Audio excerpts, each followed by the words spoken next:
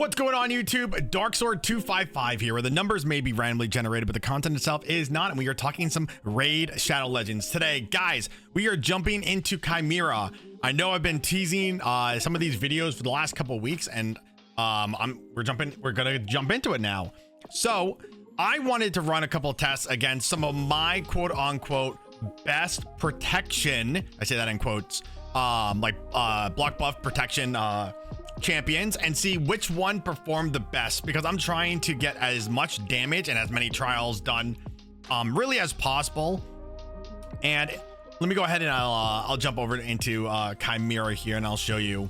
So I actually did this test on brutal just to showcase, you know, once you start getting to these higher levels, is this team going to fall apart? Is this team still strong? And I mean, a couple of these champions you're gonna already know, which is exactly kind of the reason why I wanted to showcase them. But let me go ahead and I'll show you the three teams. I actually tactically tried out 4 teams instead of Lazarius here. I ran Pythion. Pythion, I don't know. He's just okay. He's kind of like Elva, but not a huge fan when I did the testing for him. Spoiler alert. So these are the 3 champions. So I said 3 and I did 2 fingers. I can't count 3. There we go.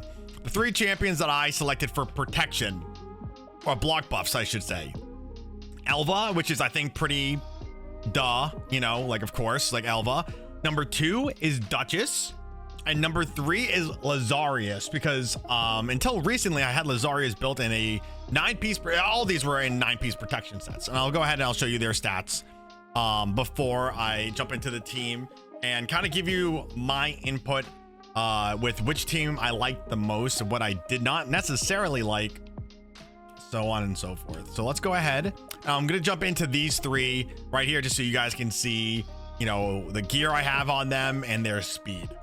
And which each one is bringing to the table. Alrighty, guys. So I have my Lazarius open, and this is his protections preset that I have saved on him. So right now with his speed, he has almost 300 speed, which is crazy fast. Well, I mean, honestly, it's not crazy fast anymore, but in my eyes, 300 plus speed is pretty fast. 600 accuracy. When you get to the higher level chimeras, you need, I think it's like 450 accuracy.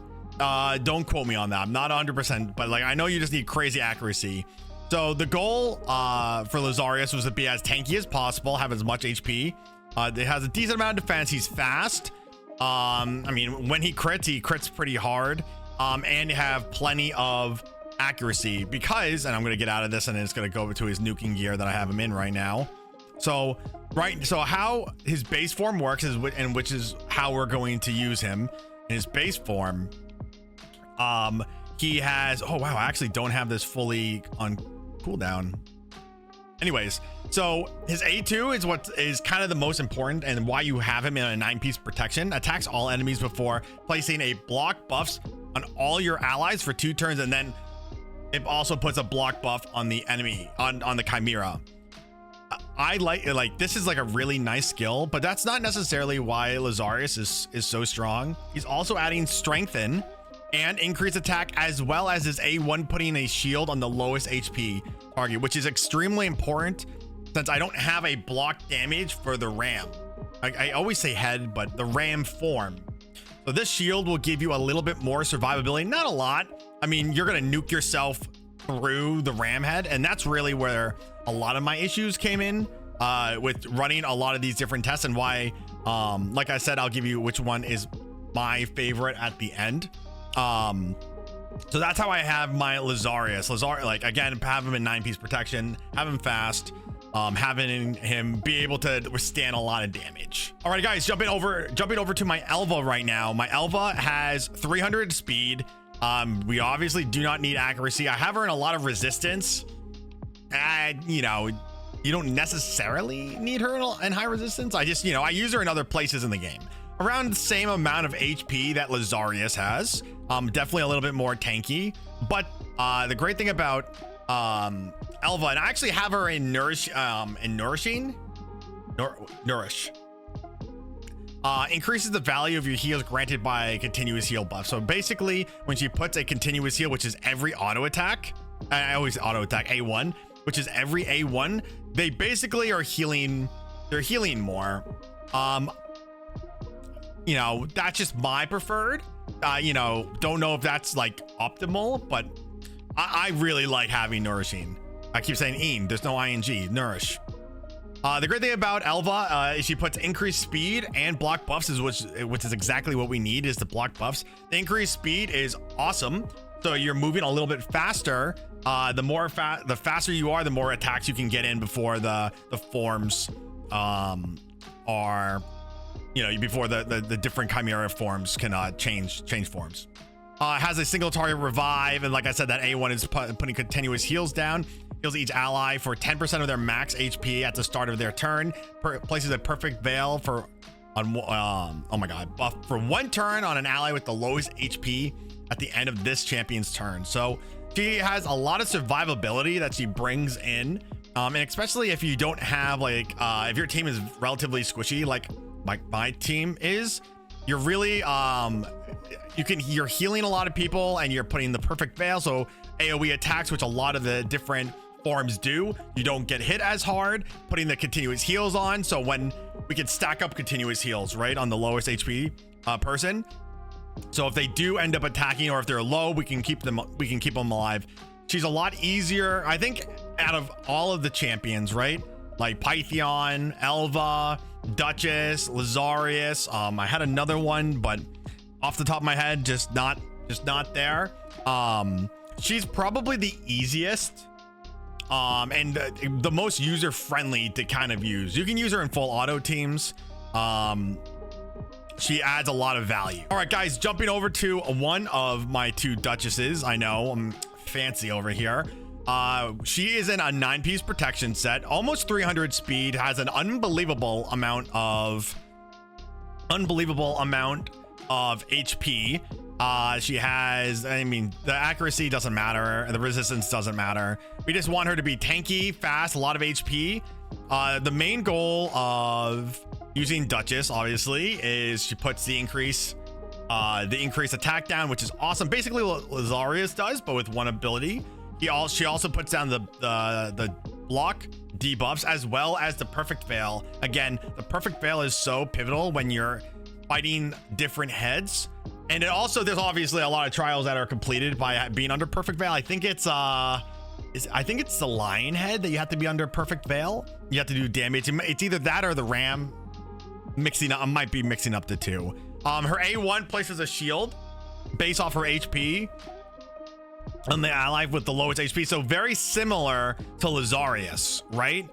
But the difference is she has a AoE heal, not heal. She has an AoE revive, which is amazing compared to the other 2 that we just looked at that are not like that. That they are a single target. Which again, if you're fighting the ram head, you're gonna find that you're killing yourself over and over again trying to knock down the ram head, just because you need block damage, and I don't have somebody that can do that really. Let me show you guys my Pythion. So I don't have my Pythion built on this account. He would actually be not horrible because he has 5-star awakening.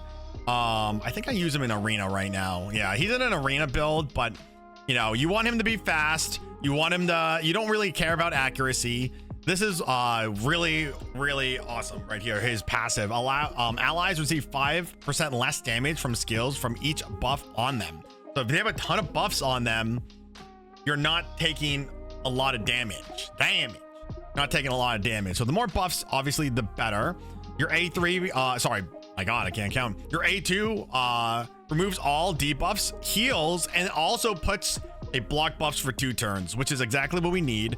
And he has an AoE heal. I mean, an AoE revive with a strengthen when you revive your allies, as well as his A1 healing every time he hits. Now, the thing about that I don't necessarily like about Pythion compared to the other people we just looked at, number 1, He doesn't bring increased attack. He doesn't bring increased speed. He just is hardcore survivability, right? Like that's all he is doing. So if you're trying to get a lot of different trials done, if you're trying to do as much damage as possible, he's not that great as comparatively to the other 3 champions we just looked at.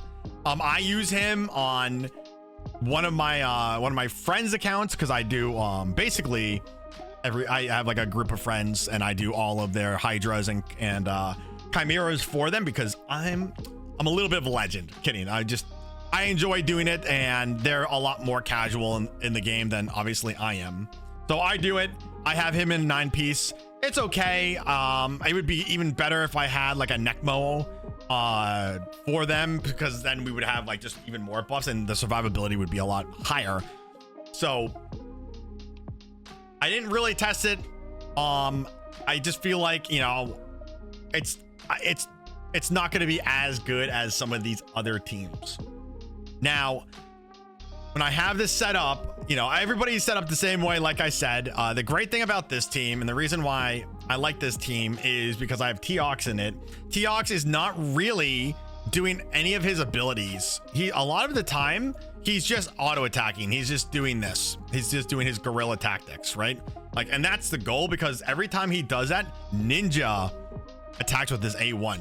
So, you know, I like to do as many of his draconic, oh my god, retributions, just to start stacking up his damage.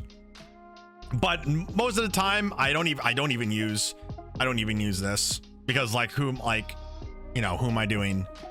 What I would like to test, I don't have him yet. If I have Ramontu and I could get rid of Lydia, I think that Teox's A3 would be like, this team would be insane if I had Ramontu, which I'm very close. I'm very close to getting. I'm actually, yeah, here, I'll show you real quick. I am very close to getting him. Yeah, I'm literally halfway to getting him. And when I get him, I can replace Lydia with him, which I cannot, like, that team's going to be absolutely insane. Anyways, back to what I was showcasing. So the great thing about using Teox here is then Ninja is constantly attacking every time he attacks. I used to use Lady Mikage, and there's going to be a video coming out comparing Teox and Lady Mikage. And like I said, I have some like really great insights on that. So make sure, if you guys have not subscribed to the channel, make sure to subscribe for that video in particular. I upload 3 videos a week right now, at least for raid. So definitely make sure that you're subscribing. Alrighty, guys, let's go ahead. I'm going to pop up the run here, and I'm going to just kind of talk about like how this run particularly went. So guys, as you can see, we were able to do 9 trials. And again, this is on brutal difficulty. We did 143 million damage, let's just say 1.1. I'm going to round up 1.1 billion clash points. So actually like just insane.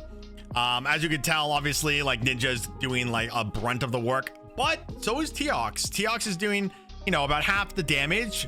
The problem is, right, the reason that we're seeing these damage actually being low, and as well as we were able to almost get 11 trials.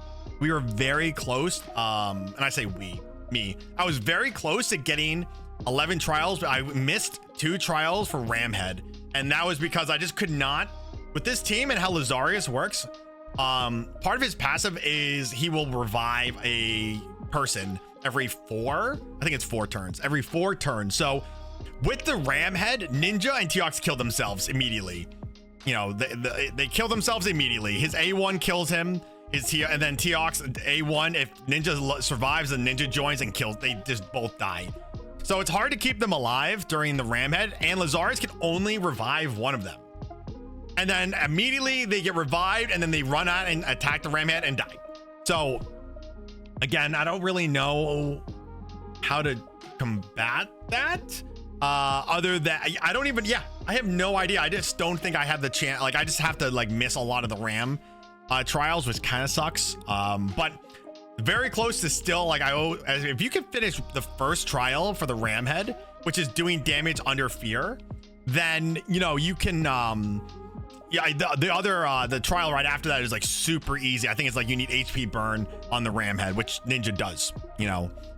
So it was very close, guys, to getting the 11 trials. You know, I want to say that's a little bit up to RNG. I think 9 is safe, like comfortably. You'll hit 9 trials.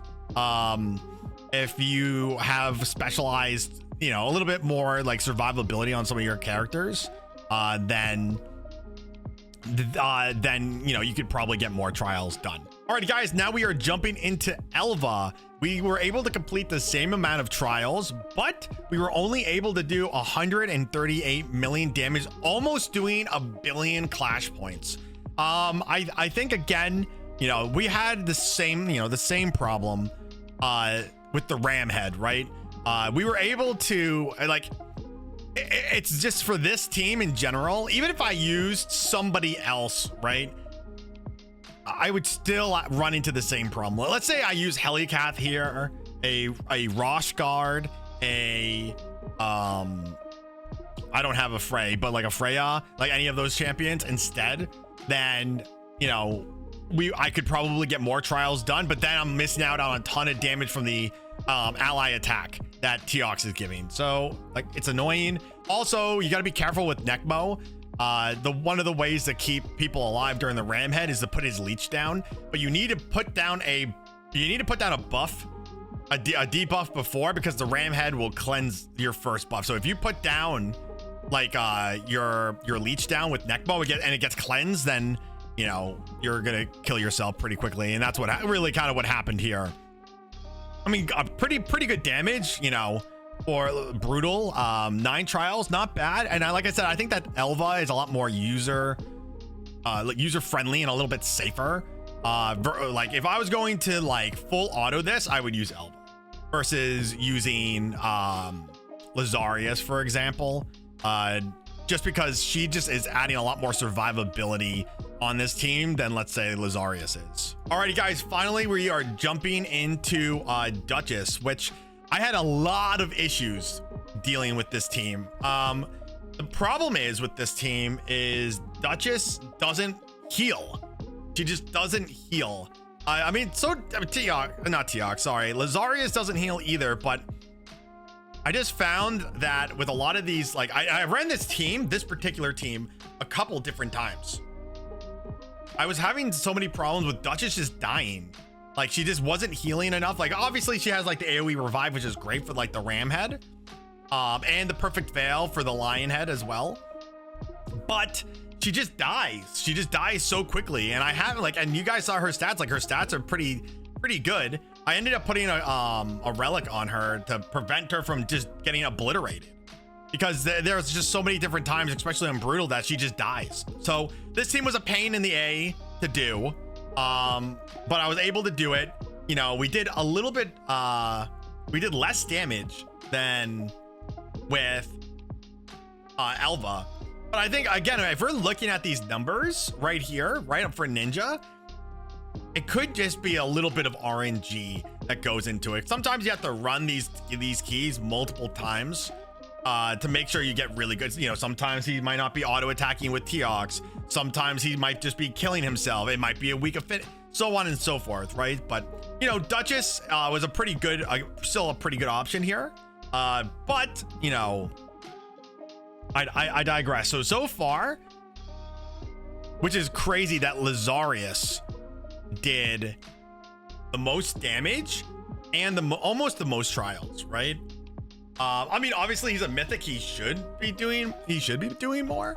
And like I said, I think I want to try this team when I get Ramontu.